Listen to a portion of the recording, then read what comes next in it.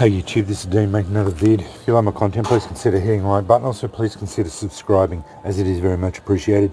Someone wanted to know how I make char cloth, and I don't do it any differently to anyone else. And as my neighbours are away, I thought I would do a little demonstration of how to do it. I'm only going to do a tiny little batch, just so that I don't produce much smoke anyway. I've got a little bit of t-shirt, 100% cotton t-shirt.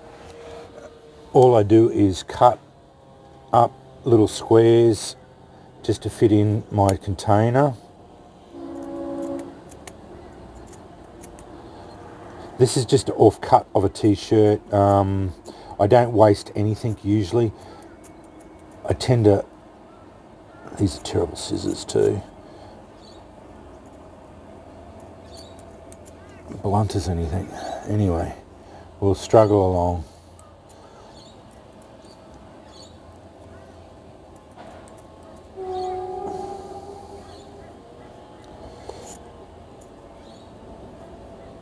I tend to try and utilise as much as I can from every bit of the shirt or denim. I prefer denim.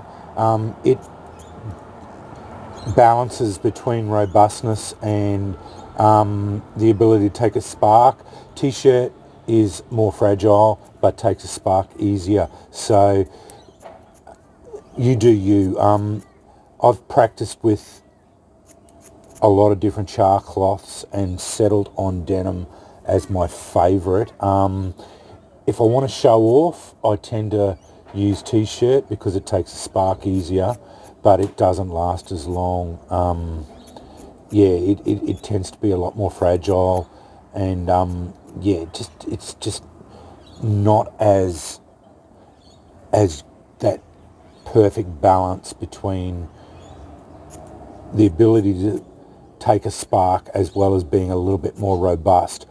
Now this is still it's still charred material, and it's still going to be pretty ordinary anyway as far as it goes. It's not going to be like mushrooms or anything like that are a lot thicker. Amadou is so much better as far as its ability. I hope this is all in frame. Its ability to stick together, being very robust and very, very sturdy. You can, it's almost leather-like, where this stuff, once you char it, it becomes very fragile. Now, the end result of this needs to be supple, needs to be like a sheen on it almost, very soot-free, evenly black. There should be no brown bits whatsoever. As far as I've found, you can't overcook it. You can just keep going until you just keep cooking it. You can cook it for ages and it doesn't overcook as far as it goes. All you're doing is basically starving it of oxygen and turning it into charcoal as such. So it's just carbonized material. So that's what you're doing with it. You're adding heat and making it into carboned cloth. That's the end result of it. So that's the basic process of it. So with these tin, I put a hole in the top. With an Altoids tin, you don't need to put a hole in it because it's got enough places in it for the gases to escape. It does have to have some means for the gases to escape. Otherwise, you'll just blow the lid off the tin. So or the little pop off, whatever, and then you'll lose the whole batch. So yeah, but as far as all the holes go, as long as you've got some means of the gas escape, that's all you're looking for. So yeah, I think that's enough. I don't need to go any more than that. I'm only making a small batch. This is just for demonstration purposes. As I said, I don't do any different to anyone else. What you want to do is just cut up a couple of strips just to fit in your tin. I do find if they do touch the sides, you get some of it gets a little bit too hot, and it does turn a little bit hard. The harder bits, you'll find it they'll be crumbly. They're no good. Yeah, you basically discard that. So yeah, then they're pretty well buggered. So yeah, I found be ruthless with this stuff. Any bad bits, discard them. Don't worry about trying to be trying to like trying to save bits, or like any of the brown bits or whatever. Just recook it. Just don't try to get the best batch you can. So yeah, all I did was cut up enough to fill the tin, not too tight. You put too much in there, it just it gets all too packed up in there, and you'll find you'll have brown bits. You won't get a good cook. So process is get your tin, get a hole in it, cut up your cloth, put it in there, have it reasonably loose but not too loose. You don't want to waste too much, but yeah, don't pack it too tight. Put it on there. I use a butane single burner because I like nice controlled heat. It works for me. Turn the flame on. Wait until you get nice white smoke coming out. Wait until the smoke comes out. You can see some flame come out. That's fine. There's not a problem. The smoke has to come out until it stops. Once it stops, then the process is that it stops. That's it. It should be done. I cover the hole. I turn it off. Cover the hole. Wait until the whole thing is completely cool.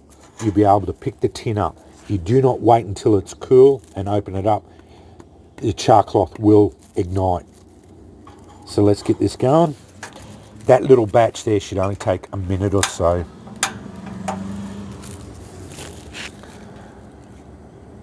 Because it's only a tiny little batch.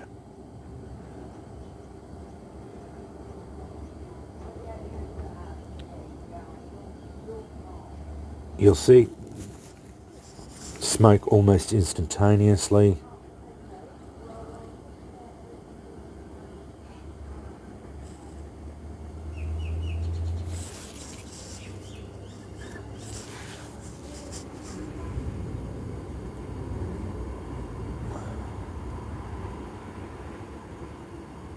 This is what my neighbours don't like the smell of, this burnt cotton smell.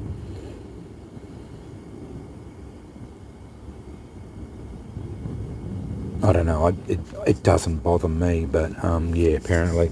See little bits of gasification. That's fine. There's no problems with that. Now with the cotton, it has to be 100% cotton. It cannot have any rayon or any of that stuff in it. We all know that.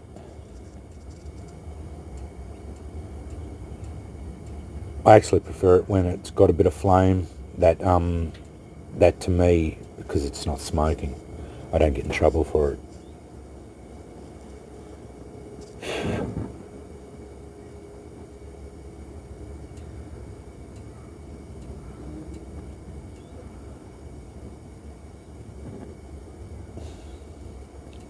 It's just the gas is burning off. It's not a problem. It'll go out in a sec. and it'll go back to smoking.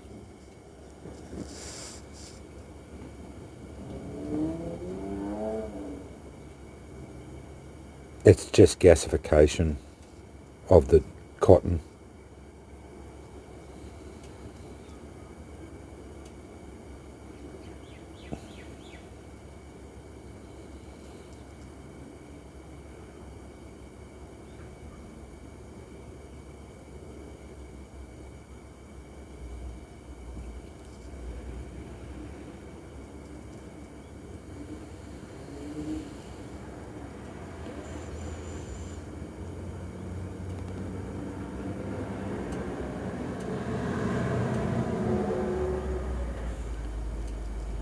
Getting close to the end of it now, because there was only a tiny little tin and a tiny little batch.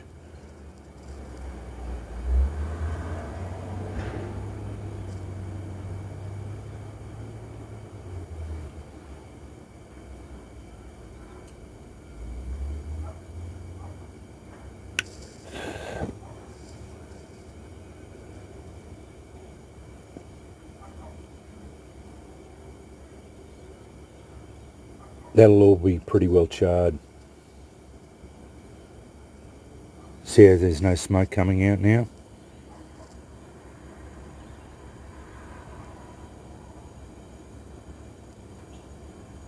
I'll pretty well call that.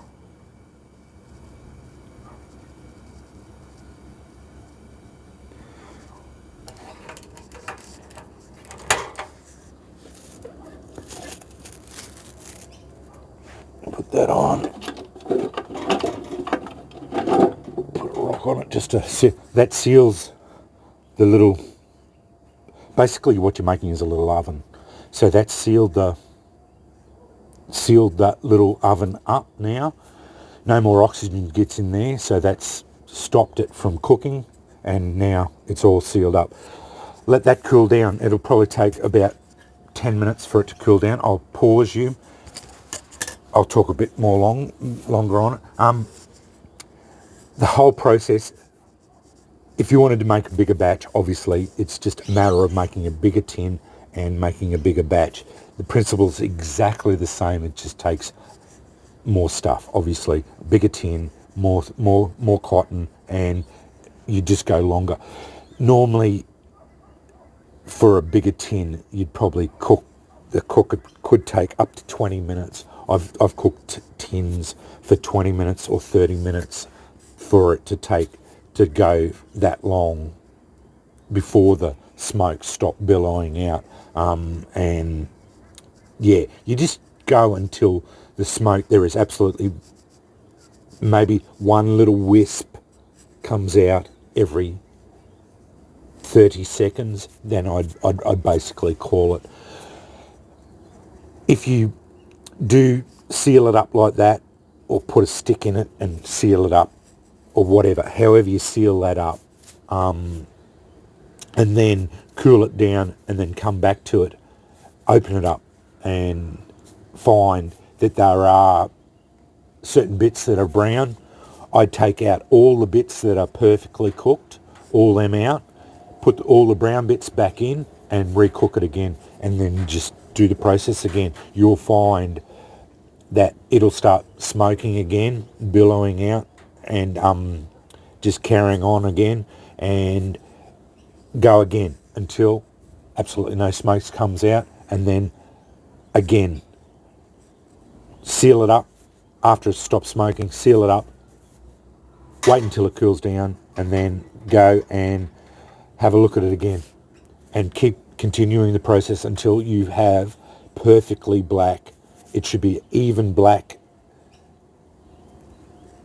over the whole char cloth. Should be no brown bits whatsoever, and it should be supple to touch. No sooty like black soot on it at all, and there should be no crumbly bits on it. The crumbly bits just won't take a spark. The brown bits won't take a spark. Yeah, it's all pretty ordinary. See, now that's hot enough that I can pick it up, cool enough I can pick it up, but if I opened that up now, it'd spontaneously combust still. So yeah, just keep I'll take it off the thing, but I'll put it down there, and the stone will suck. I'll put it on the petrified wood. That won't hurt it. Yeah, the stone will suck the heat out of it a bit faster. But yeah, it does take a little while for this to cool down. But that's the process. It's not a hard process. This is basic information that people need to know. Everyone should be able to cook their own char cloth and learn how to do it without any drama whatsoever. Because yeah, it once you learn how to do this is the easiest thing to do. And once you do, you basically get how to do it. Let's see how that goes. It is cool to the touch. There we go. And it's not spontaneously combusting. See how it's no brown bits? It's all perfectly black. Beautiful char cloth. I will pause you because I didn't bring a striker out with me. They're inside. One moment. Back again with a striker. As I said, beautiful, supple char cloth. Proof of concept.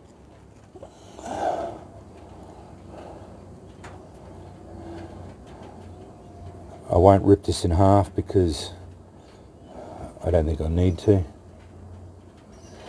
This is the most reactive it will be straight out of the char tin.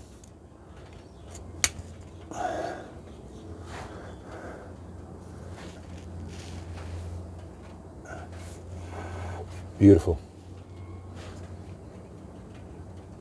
Char cloth. That's how I make char cloth. Pretty simple. And as I said, I don't make it any different to anyone else, except most people use a fire.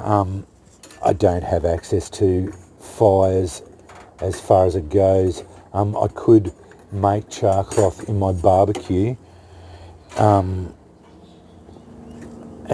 because I do a lot of smoking now, I could probably hide the smell of it in the smoker. But yeah, I don't really need to go to that extreme at the moment. I've still got a fair bit of char cloth left over that I'm trying to burn through. This is one thing too, always clean off that residue there that will go onto your char cloth and put stuff all over your char cloth as well. Anyway, that's how I make char cloth. Thanks for watching.